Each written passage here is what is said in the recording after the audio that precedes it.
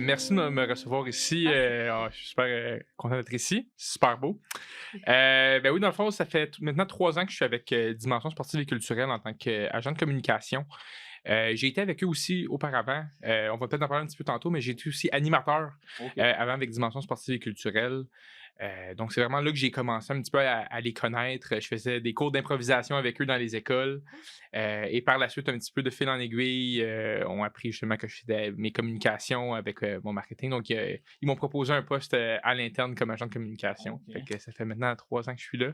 Je suis super heureux. Beaucoup de choses qui bougent, donc je suis à ma place. Ben, merci beaucoup de t'être présenté. Sinon, au cas où que tu ne nous connaîtrais pas, je pense qu'on s'est déjà parlé, mais je m'appelle Jolène. Je travaille aussi à la table d'éducation Outaouais. Pas depuis aussi longtemps que toi dans ton organisme. Nous, c'est depuis avril. Ouais, ça fait 4 mois. Ça fait 4 mois, puis on est chargé de s'occuper du plan de rattrapage. Oui.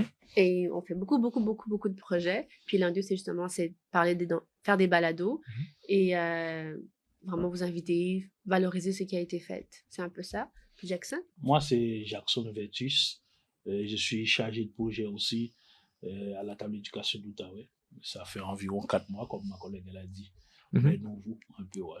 C'est le fun de voir des nouveaux visages aussi. C'est ça. À travers l'année, on voit beaucoup justement les gens de la théo, fait que c'est le fun de vous rencontrer. C'est ça. C'est ça, justement. Mais là, comme on parlait vraiment du plan de rattrapage, Ouais. et tu sais pourquoi on est là, on Absolument. a expliqué c'est quoi le but du plan de rattrapage. Est-ce que tu peux nous parler un peu du projet qui a été financé en particulier par le plan de rattrapage Oui. Dans les derniers mois, là? Oui, ben dans le fond, nous, ça s'est passé, entre autres, pendant la semaine de relâche. On avait un petit peu, on s'est donné comme mission un petit peu d'organiser des activités artistiques dans certaines écoles ciblées. Donc, des activités, par exemple, de théâtre, d'improvisation ou même d'écriture dans les écoles pour des groupes, là, dans le fond, de la maternelle à la 6e année. OK. Aller rejoindre justement des groupes de cet âge-là pour un petit peu empêcher, pas nécessairement, mais en fait, oui, la perte des acquis dans la semaine de relâche, mais aussi travailler un petit peu tout ce qu'il y a aussi alentour. Donc, on parle de socialisation, juste garder un petit peu un contact avec ses amis pendant la relâche. Et en même temps, remplir certains besoins que les directions d'école nous avaient un petit peu ciblés. Donc, au niveau aussi du français. Donc, on axait vraiment nos activités sur, entre autres, le développement de certaines aptitudes là, pédagogiques. Ah, OK. OK. C'est cool. Mais les jeunes que vous étiez en contact, c'est des jeunes typiquement de Gatineau ou c'est... En fait, on a vraiment visé l'entièreté de la population avec, en fait, désolé, des milieux variés. Donc, on OK. avait autant, là, par exemple, là, on a eu l'école du Dôme, l'école du Plateau et l'école de l'équipage. Donc, c'est quand même 3 écoles dans des secteurs différents. OK. C'était entièrement là, ouvert à tous. Mais on est aussi allé viser une clientèle plus défavorisée avec des écoles en milieu plus défavorisé, comme l'école de l'équipage, là, entre autres. Donc, oui, on est allé chercher toutes sortes de clientèles différentes. Là. Mais juste pour revenir dessus, ils avaient à peu près encore quel âge? Je sais que tu avais nommé des Ouais. années scolaires, mais c'est de quel âge à quel âge? On parle d'environ de 5 à 12 ans, là, si on parle de la maternelle à la 6e année. D'accord. D'accord. Et d'après toi, là, dans quelle mesure votre projet répondait aux besoins spécifiques de ces clientèles-là de 5 à 12 ans? Oui. Ben, on le sait justement, puis c'est un besoin qui a été mentionné, entre autres, beaucoup par les directions d'école et les écoles, le milieu. Souvent, c'est une des places principales. Nous, on est à l'écoute souvent des besoins directement des directions terrain. ou des écoles. Oui. On est sur le terrain, on entend beaucoup. Que des fois, pendant la relâche, il y avait peu de choses d'organiser, il y avait peu de camps, donc c'était un petit peu difficile aussi, entre autres, pour les parents, mais aussi que les jeunes se laissaient un petit peu aller pendant la semaine de relâche. Donc, ça faisait une belle façon, entre autres, de les occuper, de les garder un petit peu actifs mentalement, mais aussi de socialiser avec leur père pour... Puis par le biais, des fois, justement, des activités artistiques, on a moins le sentiment qu'on est en train d'apprendre, qu'on est en train, justement, de travailler sur soi. Mais on a du plaisir, on fait des découvertes aussi, entre autres, avec des disciplines qui ne sont pas nécessairement offertes à l'école. Oui. Fait que, on parle des fois, justement, d'improvisation ou de théâtre ou d'activités d'écriture. C'est des choses que, oui, l'écriture, on le voit, mais là, on voit plus peut-être poésie slam. Donc, ils commencent déjà à toucher à certaines petites disciplines qui vont peut-être plus voir au secondaire. Fait que, ça fait différent, puis je pense que ça les garde actifs. Ils commencent plus tôt, grâce à vous, Oui. dans un sens. Absolument. Ouais. Et vous avez touché combien de jeunes environ?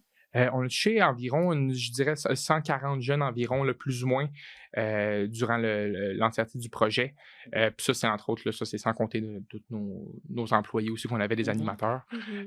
Mais oui, environ une 140aine de jeunes travaillent. Est-ce que tu pensais que ça allait comme toucher autant de personnes? Vous pensiez? Je pense qu'on s'attendait justement à environ ça. On a eu quelques petits défis en cours de route. Je pense qu'il nous a un petit peu fait baisser ce nombre de jeunes-là. Je pense qu'on s'attendait un petit peu plus. Mais oui, là, c'est sûr qu'on sait que c'est un besoin. Donc, souvent, quand il y a un besoin, il y a des gens qui vont venir répondre à l'appel. Donc, oui, on a été quand même heureux d'avoir les jeunes qu'on a pu rejoindre avec eux. D'accord. Mais avant même de parler des défis et tout, oui. Comment est-ce que vous avez réussi à mettre ça en place? Comme, ça a commencé comment? Ça a commencé d'où? Parce qu'il y a eu un grand appel d'offres. Tu sais, comme on a lancé le projet, il y avait des enveloppes, on lance le projet, vous avez des idées, venez nous voir, on va voir comment les réaliser. D'où vient l'idée? Comment c'est arrivé? Puis comment, tu sais, comme les étapes là, qui a fait qu'on arrive là. Oui. Dans le fond, je pense que ça a justement commencé avec notre équipe. Comme je dis, on est une petite équipe. Puis souvent, quand il y a des appels de projet, on est tout le temps en train de réfléchir c'est quoi les besoins qu'on peut venir remplir justement souvent avec ces enveloppes-là. Et on savait justement que ça en était un besoin qui devait être rempli d'une façon ou d'une autre. Fait qu'on a fait un petit brainstorm. Je pense qu'on était capable justement... on aime beaucoup les brainstorms dans votre équipe. Dans notre équipe. Donc, je pense qu'on a trouvé une idée. Puis, entre autres, les étapes qui sont venues après, c'est de, premièrement, confirmer le besoin avec certaines directions d'école.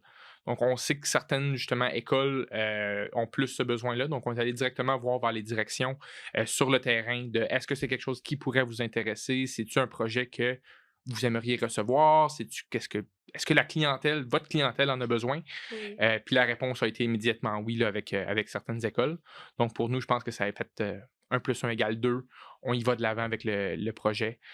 Donc, ça s'est enchaîné justement avec des rencontres de direction pour un petit peu mettre le projet sur place et en connaître plus un peu aussi sur leur clientèle. On s'entend que la clientèle, par exemple, plus défavorisée versus, par exemple, l'École du Plateau, a eu des besoins différents. Donc, on est allé s'adapter un petit peu et créer des activités un petit peu pédagogiques différentes pour chacun d'entre elles. Donc, ça a tout fait partie un petit peu du processus là, de mettre le projet en place. OK. Ben, j'imagine que pour la mise en place de ce genre de projet, surtout avec 140 jeunes, travailler avec des écoles, vous avez rencontré quand même des difficultés. Comment vous avez surmonté ce genre de difficultés? Si on se rappelle bien, je pense qu'une de nos principales difficultés quand on est arrivé à la mise en place du projet, c'est qu'on revenait de la grève. On s'entend que ça a quand même fait un petit peu un choc dans le milieu scolaire, avec raison, bien sûr, mais ça a fait un petit peu que les directions, à leur retour, un petit peu, étaient surchargés. Donc, on s'entend, la sursollicitation du milieu était vraiment à fond. Donc, ils recevaient des demandes de partout. C'était difficile un petit peu aussi d'aller rejoindre le terrain. Donc, ça a le fait qu'on a dû monter le projet très rapidement pour un petit peu venir à nos fins. Mais je pense qu'on a quand même été capable justement d'organiser 3 rencontres avec les directions facilement pour en discuter. Mais ça a vraiment été, je pense, notre défi principal a été le court laps de temps qu'on a eu pour monter ça avec le peu la sursollicitation des milieux scolaires. Qui était pour tout le monde un défi, je crois. Là. C'était pas juste pour le parascolaire, c'était pas juste pour les activités, c'était vraiment en général un enjeu que le milieu scolaire a vécu pendant, entre autres, le retour de la grève. Mais là, vous avez réussi, vous avez surmonté les étapes. Est-ce que au long des activités qu'ils ont eues, il y avait comme un suivi, des conversations, savoir s'il fallait comme adapter les activités, comme qu'est-ce qui... Pendant l'activité, pendant les activités, quelles sont les mises à jour que vous avez eu à faire? Oui. Dans le fond, nous, un de nos avantages, c'est qu'on est très proche avec notre équipe d'animation. Nos animateurs sont sur le terrain à l'année. On a une équipe d'environ une 60aine d'animateurs, animatrices qui sont constamment en train de voir de nouvelles situations. Ils nous connaissent bien. Donc, dès qu'il y a des situations sur le terrain, on est très, très, très au courant rapidement. Donc, on est capable d'ajuster le tir.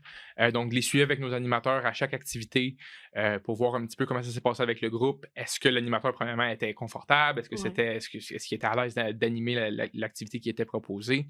Puis, on a été chanceux. Je pense que nos animateurs, animatrices ont fait un super travail à ce niveau-là. Donc, oui, ça a été des suivis beaucoup avec le terrain parce que, veux pas, avec autant d'animation, avec des activités, souvent, nous, l'équipe, malheureusement, on aimerait ça pouvoir être plus sur le terrain, des fois dans les activités. Mais nos meilleurs yeux sur le terrain sont notre équipe d'animation. Ils sont formés pour ça. Donc, ça a vraiment été du suivi avec eux. Ok.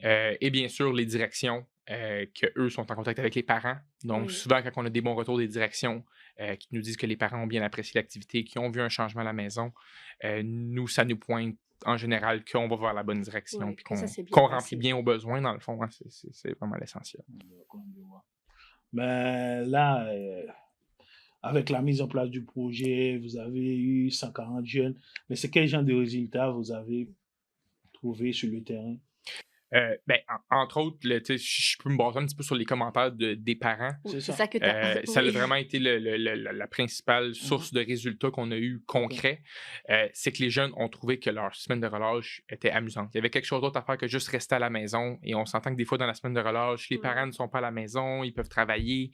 Il y a toutes sortes d'enjeux différents, soit au familial ou même des amis partent en vacances, eux restent à la maison. Il y a toutes sortes et mille et une situations que... Il peut se passer. Exactement. Mais là, ils ont eu un endroit à aller voir des amis, socialiser, avoir du plaisir, puis même découvrir des passions. Là.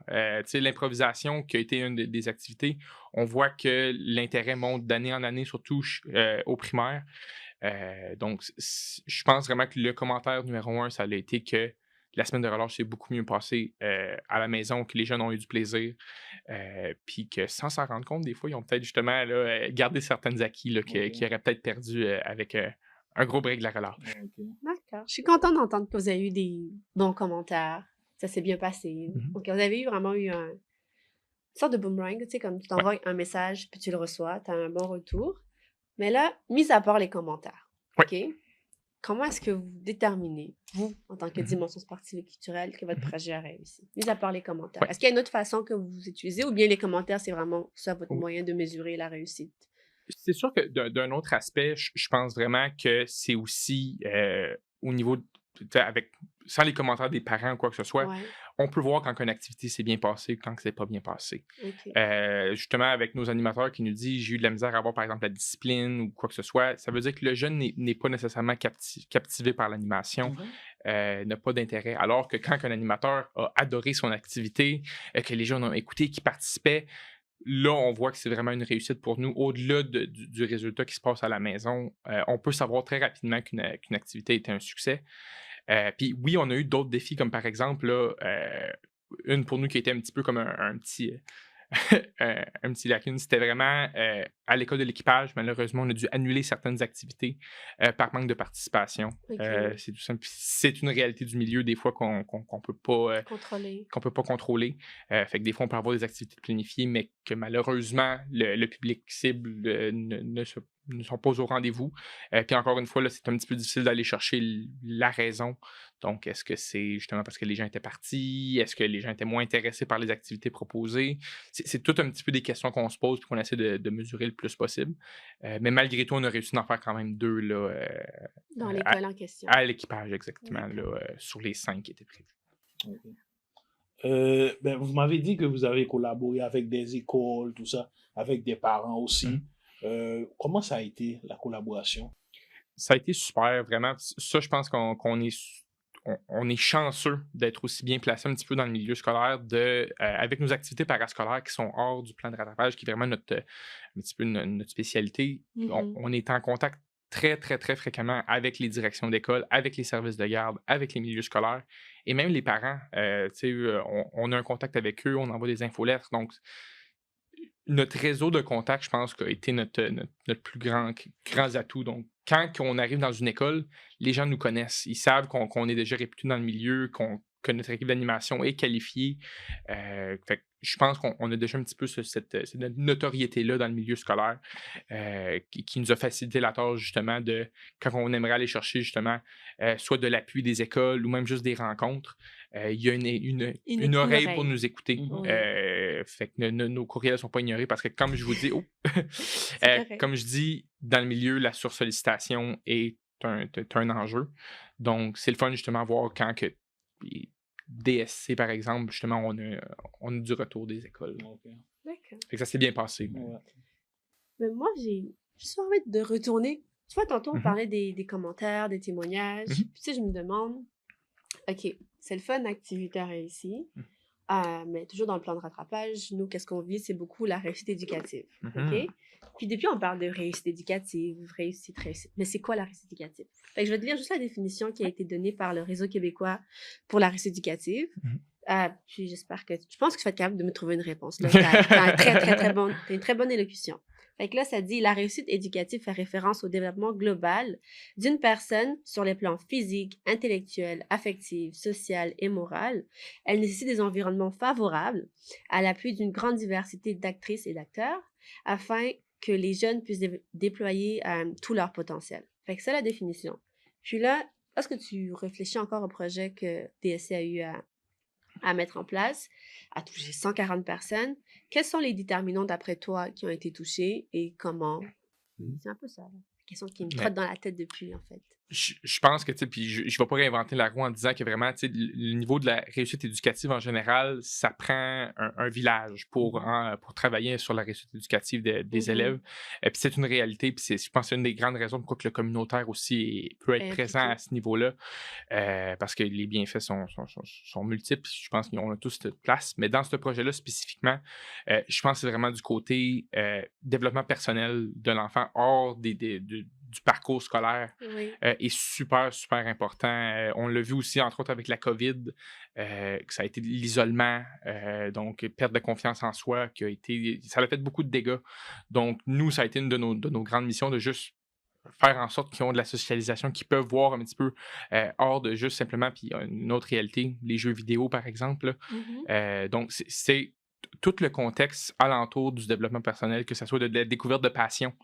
On s'entend quand on fait des activités artistiques comme ça, des fois, il y a des jeunes qui n'ont jamais touché à ces disciplines-là, qui découvrent des nouvelles choses. Puis ça, justement, quand c'est des programmes accessibles, que justement le communautaire souvent vont pouvoir faire grâce à des enveloppes comme celle-ci, c'est le fun de pouvoir voir justement que des jeunes qui n'auront pas nécessairement la chance de faire expérience avec des activités telles quelles, ben là, ils ont la chance, c'est inclusif. On est capable d'aller chercher toutes sortes d'autres capacités qui ne vont pas nécessairement développer à l'école, mais juste l'autodétermination, d'aller chercher un petit peu ce développement de soi. D'accord. Donc, si je comprends... Sentiment d'accomplissement aussi, là, en général. Là. Fait que si je comprends bien, il y a le côté social, parce que là, Absolument. impro, qui dit impro, tu parles à tout le monde, tu dois socialiser. Il y a le côté affectif aussi, parce que...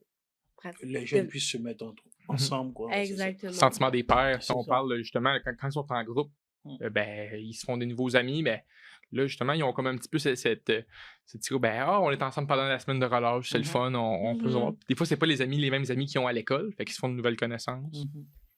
Puis, je pense, comme tu as dit, intellectuel aussi, parce que vous, avec ce que les profs avaient parlé de l'école, la direction et tout, fait ça touche quand même 3, en tout cas, sûrement plus, au moins 3 des déterminants. Fait que merci beaucoup. Puis, je pense que tu avais une autre question. Oui, oui, c'est ça. Mais avant de commencer, on a discuté, c'est comme si vous m'avez dit que vous étiez en contact avec la direction de l'école, même avant de lancer le projet. Ouais. Est-ce que vous pensez pour ce genre de projet, être en contact avec la direction de l'école, ça donne un plus pour la réussite de ce genre de projet? C'est sûr que c'est un grand atout là, en général. Je pense que souvent dans les écoles, malgré qu'il y a énormément d'acteurs, les directions sont souvent les personnes qui vont être capables de mieux nous diriger. Et même des fois, quand c'est pas eux qui sont nécessairement les responsables, ils vont être très facilement capables de nous diriger vers les personnes responsables à l'interne. Donc, oui, c'est une porte d'entrée justement pour nous qui est super appréciée. On les connaît bien aussi. C'est des gens qui sont souvent dans le milieu scolaire depuis très longtemps, donc connaissent bien notre organisme, sont capables justement de nous diriger facilement. Puis des fois, c'est vers le service de garde, par exemple, pour nos activités autres que le plan de rattrapage.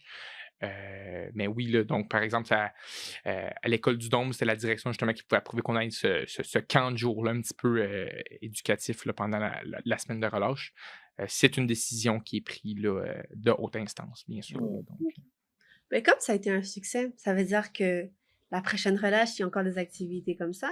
Nous, c'est certain qu'on est disponible. C'est vraiment qu'est-ce qui est le fun pendant la semaine de relâche, c'est que les activités scolaires à l'école n'ont pas lieu. Donc, nous, quasiment l'entièreté de notre force d'animation, donc toute notre non, exactement. Tous nos animateurs et animatrices sont pour la plupart disponibles pendant la semaine.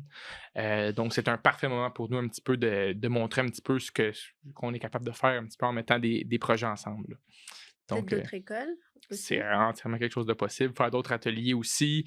On fait des activités un petit peu aussi au secondaire avec eux. Donc, c'est vraiment, on essaie de mettre un petit peu tout le projet à l'œuvre puis voir un petit peu ce qu'on est capable d'accomplir hors du milieu scolaire, qui est toujours intéressant. Et par rapport à ce projet-là, vous pensez qu'il y a des choses à améliorer aussi? C'est sûr qu'il y a toujours place à l'amélioration. Je pense justement que si on regarde du niveau artistique, pédagogique, il y a toutes sortes d'autres activités qui peuvent être intéressantes. Puis même qu'une implémentation aussi même d'un niveau aussi peut-être sportif, il y a des choses aussi super intéressantes qui est capable d'être fait. Donc, pourquoi pas élargir cette offre-là pour offrir une plus grande panoplie d'activités et même d'aller rejoindre peut-être plus aussi d'autres écoles de milieux défavorisés qui peuvent être super intéressantes, qu'on sait qu'il y a un besoin aussi d'offrir des activités inclusives. Donc, oui, on peut aller chercher plus d'écoles, plus d'élèves impliqués. Puis, entre autres aussi, juste offrir une plus grande diversité d'ateliers là, qui est certainement dans dans nos mesures de faire. Absolument. D'accord. Et une autre question, là, parce qu'on a bientôt fini. Pas de stress. Selon toi, le rôle des organismes communautaires dans la réussite éducative, quelle est-elle? Bon, c'est une question vraiment large. Tu peux parler de dimension sportive et culturelle, puis après aller comme... Je peux parler un petit peu entre autres, dimensions sportives et culturelles, mais je pense que ça s'applique à beaucoup d'autres organismes. Notre mission, nous, a été refaite entre autres récemment, c'est former des citoyens, citoyennes sains, engagés, avec un sentiment d'autodétermination. Fait que c'est au-delà nécessairement des résultats scolaires et autres, là, c'est vraiment développer tout ce qu'il y a autour pour que cette personne-là, plus tard, va être justement un membre de la société qui va être capable de contribuer, qui va être engagé, qui va vouloir redonner aussi au prochain. Puis en parlant de redonner au prochain, c'est par exemple, nous, on a vu des instances que des jeunes qui ont fait participer à nos activités quand ils étaient au primaire ou même au secondaire, ont maintenant fini leur parcours scolaire et sont maintenant animateurs avec nous pour donner des ateliers. Fait que c'est un petit peu cette boucle-là qu'on adore avoir, puis voir justement que des gens veulent être impliqués puis qui sont passionnés un petit peu par quelque chose. Veut pas, on reste dans le milieu de l'activité. Donc, quand on se développe une passion, moi, par exemple, ça a été l'improvisation dans un très jeune âge, puis je sais c'est quoi tous les bienfaits ces activités-là ont, autre que juste nécessairement les résultats scolaires. Parce que oui, il y a un gros rôle à jouer dans le scolaire, mais autre ça, je pense que ça te fait développer toutes sortes d'autres. Ça élargit un petit peu ton champ de vision sur ce que peut être justement la vie en général. Ça te fait participer. Par exemple, l'aptitude de communication, c'est quelque chose qui a été développé avec des activités que pourtant, quand j'étais plus jeune, étaient banales. C'était juste avoir du fun avec les amis, mais là, tu réalises qu'il y a des impacts réels plus tard. Puis sinon, pour d'autres organismes, je pense que qu'est-ce qui est le fun, c'est que on sait que sur le terrain, il y a 1001 besoins que des fois le milieu scolaire n'est pas capable de combler. Donc, avec l'appui du communautaire, on le sait qu'il y a toutes sortes d'organismes qui sont capables de répondre à des besoins super essentiels que des jeunes ont clairement besoin. Je vais prendre un exemple qui me vient rapidement en tête, mais par exemple, Jeunesse IDEM, qui remplit le rôle justement des communautés queer, de LGBTQ+. Donc, c'est vraiment des besoins que des fois, sur le milieu, il manque d'appui. Donc, on vient faire affaire avec le communautaire pour mettre un petit peu nos coudes ensemble puis offrir... Travailler ensemble. En collaboration. Exact. C'est les mots qu'on aime entendre à la télé. Collaboration. C'est... quand on vient de mettre ça dans notre... c'est quoi dans nos... je sais pas comment on appelle ça, tu sais, comme les mots qui définissent l'organisme. Puis Tu parles des grands objectifs? Oui, grands objectifs. Les grands objectifs. Oui, il y a beaucoup de collaboration. L'impact ultime, l'objectif clé, toutes sortes de synonymes. C'est ça. Oui, on veut vraiment travailler en collaboration. C'est ça, travailler avec les partenaires. Exactement, travailler sur la collaboration. C'est très important. Et comme tu as eu à dire, tous les organismes communautaires, OBNL, on est vraiment là en soutien. On leur force. C'est vraiment un soutien. Aussi. On travaille ensemble, comme tu dis. Exact. Tu as dit quoi tantôt? Se serrer les coudes, travailler ensemble. Se serrer les coudes. Mais c'est vraiment ça aussi parce que, comme je dis, dans la région, il y a beaucoup d'organismes et ils ont toutes leur propre utilité. Puis je pense que tous et toutes, si on se met ensemble, c'est là qu'on va être capable justement d'atteindre ces résultats-là souhaités par la réussite éducative. Euh, et en travaillant ensemble, en plus, on a plus de gens ensemble, plus de têtes, plus d'idées, Ouais, et c'est pour le mieux de tout le monde. c'est je crois. ça, c'est ça, c'est ça. Bon, de toute façon, on a discuté un peu sur le plan de rattrapage, tout ça, sur votre projet, mais pour le moment, à dimension sportive et culturelle, vous faites quoi comme projet? Une belle question. Ouais. Je pense que vraiment, avec Dimension sportive et culturelle, vraiment, on vit quand même beaucoup de changements. Ok. C'est vraiment intéressant. On fait une grande refonte, entre autres, de notre identité visuelle, mais aussi de notre site web, qui a été un petit peu quelque chose qui était très, ce sont des mots très corpo un peu avant. On trouvait qu'il n'était pas à nos couleurs. On est Ok. une équipe super explosée. On adore, on a des idées un petit peu folles. Tu sais, on a des activités artistiques, sportives. On veut que ça reflète un petit peu notre vision Ok. de qu'est-ce que c'est ces activités-là.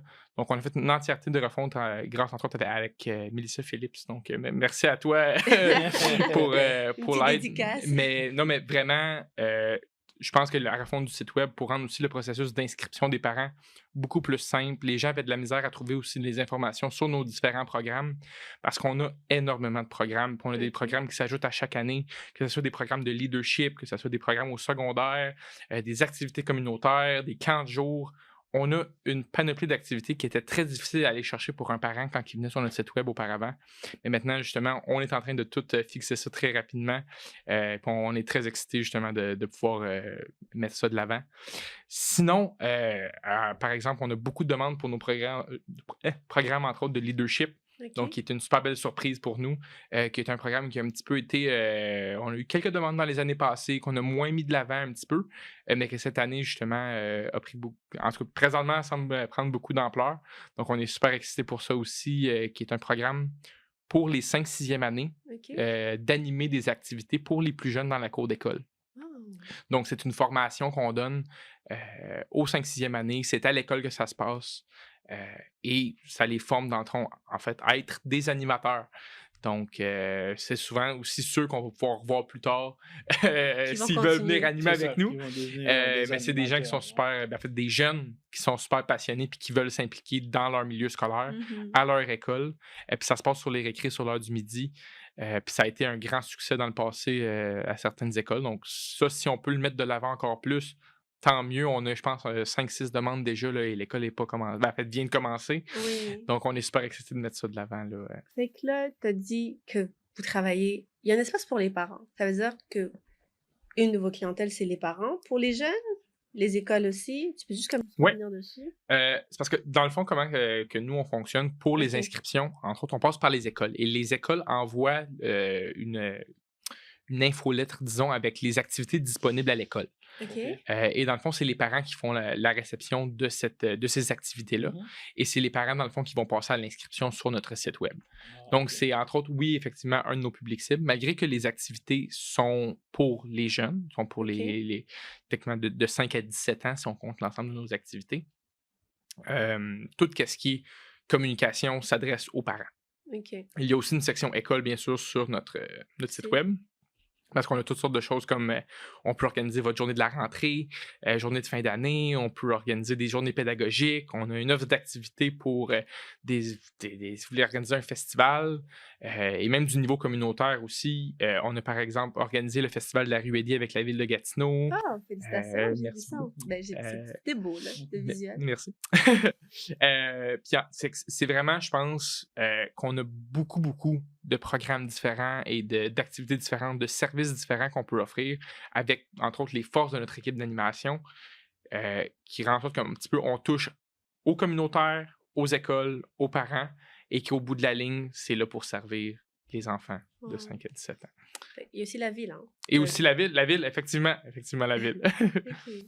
Wow. Je crois que j'ai entendu parler d'un projet qui s'appelait Esquadado. Oui. Tu peux m'en parler un Ben peu? oui. Je dis ça comme ça, là, C'est un de mes mais- projets favoris, entre autres, Ah durant ouais. l'été, qui est un petit peu un camp unique ici dans la région, qui est un camp pour ados, qui est organisé, entre autres, depuis plusieurs années, grâce un petit peu à la Théo aussi avec vous.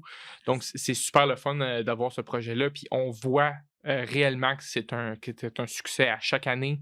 Puis, c'est un projet, dans le fond, que c'est un camp pour les 11-14 ans durant l'été. Donc, c'est déjà des ados, pré-ados. Ils ne veulent pas nécessairement être dans des camps de jour réguliers de la ville. Ils ne se sentent pas nécessairement à leur place. Donc, on donne un endroit un petit peu de camp de jour. Donc, c'est un petit peu la même formule, seulement que 3 jours semaine. Donc, ils peuvent profiter un petit peu de leurs vacances. On s'entend, des fois, tu es un petit peu... tu rentres dans l'adolescence, tu veux profiter un petit peu de tes vacances, puis on trouve ça entièrement normal. C'est pour ça que 3 jours semaine, là-dedans, tu as une journée d'activité planifiée vraiment avec une thématique. Fait, par exemple, il y a un professionnel d'improvisation qui va venir faire une journée d'impro. Sinon, un professionnel de slam va venir faire une activité avec toi. Sinon, on a eu des pros de parcours. C'est vraiment souvent des athlètes professionnels. Donc, c'est vraiment quelqu'un de super qualifié qui peut donner des formations. Donc, on a une journée comme ça, une journée de programmation de camp de jour régulière et une sortie. Puis à chaque année, on fait des sorties vraiment, vraiment le fun. On a vu Calypso, on va voir Archery Tag, on va faire du karting. C'est vraiment des sorties qu'à chaque année, on en voit certaines revenir. Sinon, il y a tellement de belles sorties qu'on peut faire avec eux qui sont très winners. J'aimerais ça avoir 11-14 ans, 13-14 ans, C'est... pour pouvoir participer à ça.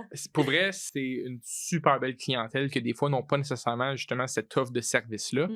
Puis des fois, peut faire peur un petit peu comme clientèle, mais vraiment, sur le terrain, c'est fou à quel point ça fonctionne. Nos animateurs veulent revenir à toutes les années. Ils peuvent développer des vrais liens des fois avec ces jeunes ados-là, des fois qui sont en puberté, sont en questionnement. Donc là, on vient vraiment faire des liens solides des fois avec ces jeunes-là qui ont un impact. Fait, quand on parle d'adultes significatifs dans certains cas comme ça, je le vois beaucoup avec Escouade Ado. Et c'est aussi un petit peu plus relax qu'un camp de jour normal qui est très favorable pour la clientèle qu'on vient chercher avec l'escouade. Puis en plus, on peut offrir près de 70-75 semaines de gratuité par été. Okay. Donc, on remplit, dans le fond, on a 2 camps. On a lui à Elmer et lui à Hull. Un à l'école du village et un dans le centre communautaire Laurent Gros depuis les dernières années, qu'on remplit environ une 20aine de participants toutes les semaines pendant l'été. Donc, vraiment, c'est un franc succès, l'Escouade Ado pour nous. C'est ça. Mais je vois à Dimension sportive et culturelle, vous travaillez sur beaucoup de projets. Par exemple, est-ce que vous avez une page Facebook ou sur le site web où quelqu'un peut visiter pour voir tout ce que vous réalisez? Oui, vraiment, la place principale, dès maintenant, c'est le site web en plus qu'on a avec vraiment toutes nos informations. Donc, dscgatineau.ca. Sinon, bien sûr, on est disponible sur tous les réseaux sociaux. Sur Facebook, c'est Dimension sportive et culturelle Gatineau, Ottawa.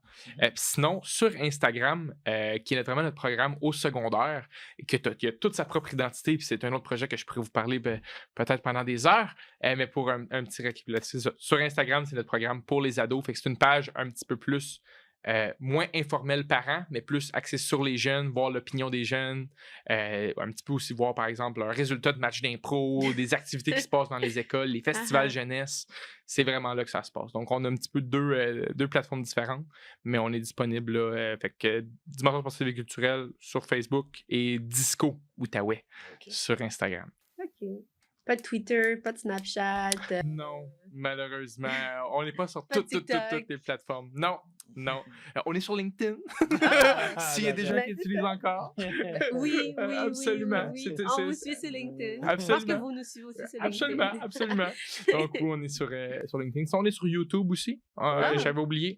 Mais on a certaines vidéos un petit peu de nos événements qu'on a fait dans le passé, dont des journées de formation au secondaire qui ont été super intéressantes. Sont des petites traces. On a une radio sur Spotify, que des jeunes ont fait des podcasts. Fait qu'on est en podcast présentement. Radio Disco sur Spotify. C'est des jeunes qui ont écrit des propres podcasts, qui ont rencontré des professionnels, des artistes, comme je peux en nommer quelques-uns, mais Clémence Roy-Daris, qui a été une de nos invités. On a eu Alexandre Deschamps. Donc, vraiment, on a eu des beaux artistes avec nous là, au cours des années sur ce petit podcast-là. Zachary. Merci à vous. Je suis super contente. Je suis contente. Je sais pas pour Jackson, mais la est contente. On est content de t'avoir rencontré, de t'avoir reçu. Puis déjà, la Théo te remercie déjà là. Et Merci. te remercie, on remercie Dimension sportive et C'est ça. culturelle pour qu'est-ce qu'ils font déjà pour la restée éducative. Puis je pense qu'on continuera à travailler en collaboration. Absolument. Mot Ouais. que nous aimons On se serrait bien. les coudes. Mais merci beaucoup à vous Exactement. vraiment pour Merci, l'invitation dans un super bel endroit comme ça. C'est très apprécié.